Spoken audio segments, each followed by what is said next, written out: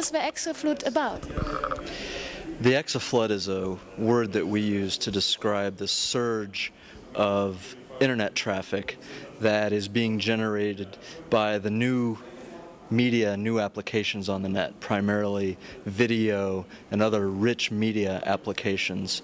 Video requires between 1,000 and 1,000,000 times more data than the old text or static web pages.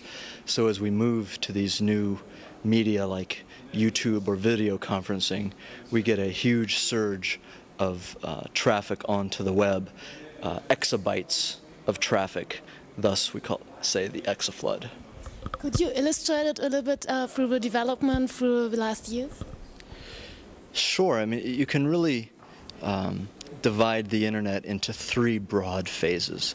The first phase started in 1969 with a first experimental research network where just a few hundred scientists communicated with each other.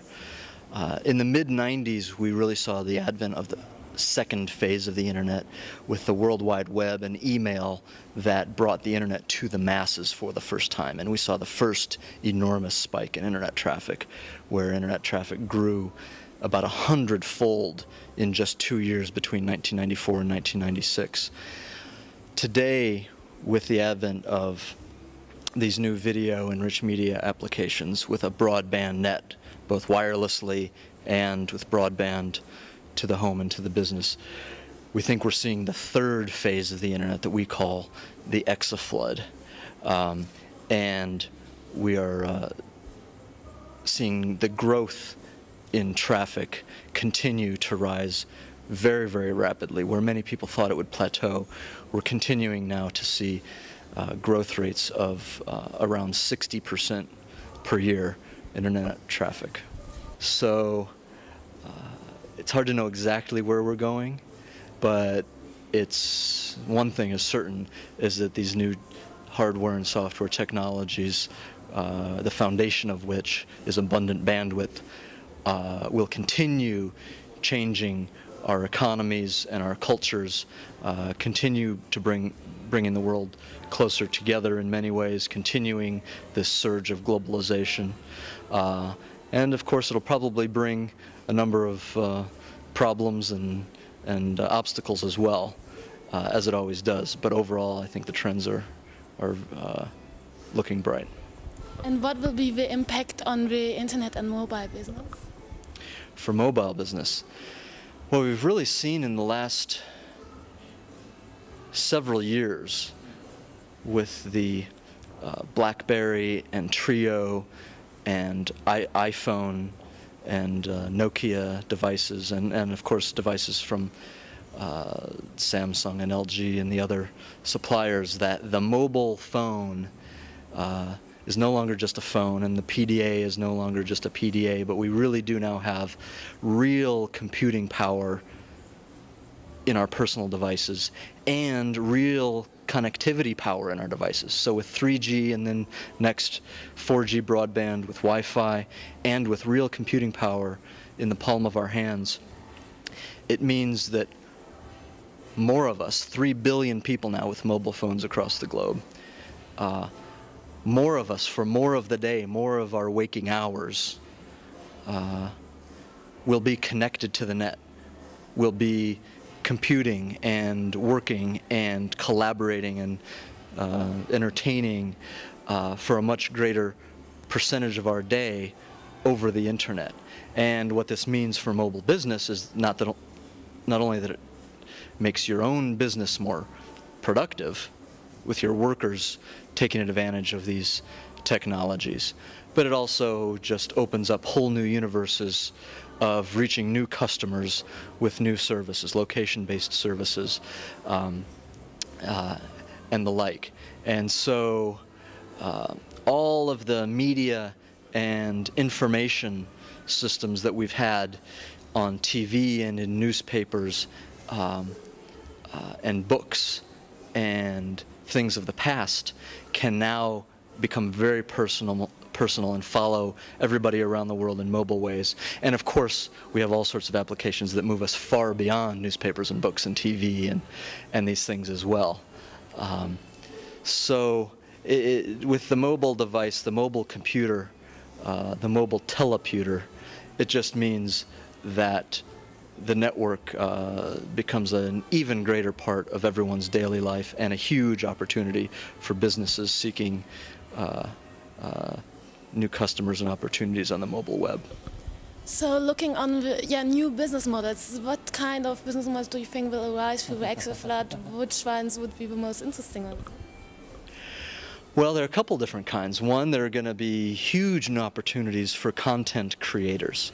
So each of us now, with our computer, with our video camera, with our connectivity, with our bandwidth, with our mobile devices that have cameras in them, with editing software, each of us can be a content creator unto ourselves. So many of us today now have the power in our computer what only Hollywood studios or TV bureaus had in the past. So you'll see much more user-generated content. It just means that the level, the quality of professional content, which of course won't go away, will become even higher.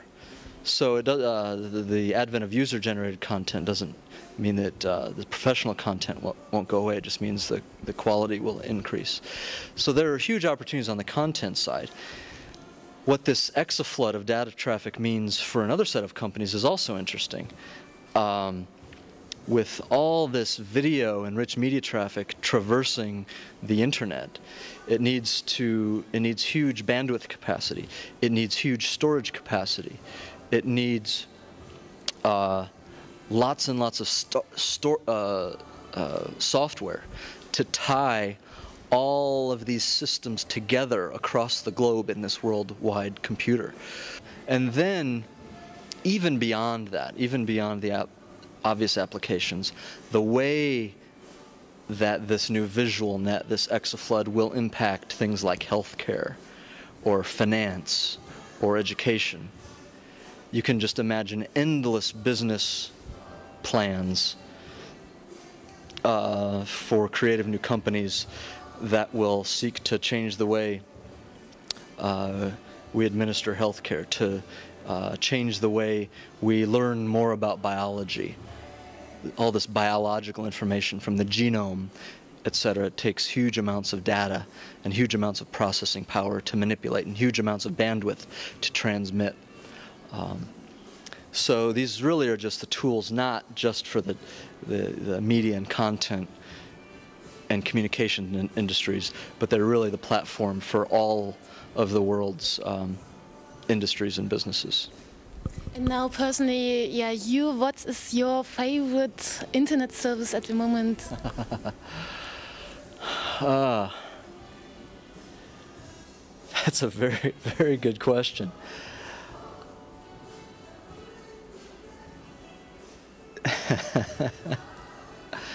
I guess one of the things that I like the most is the ability to take photos and manipulate photos and see photos, for instance, while I'm here in Austria, to see photos of my kid's first day of school back in the United States, and to get a feel for that, that one day that I missed, or to have all of my photos and movies online where I can access them and manipulate them and create little things.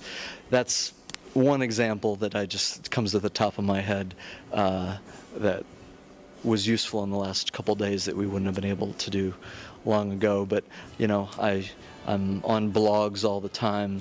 I get almost all my news from the net. So it's hard to say what my favorite is, but that's one of them. Okay,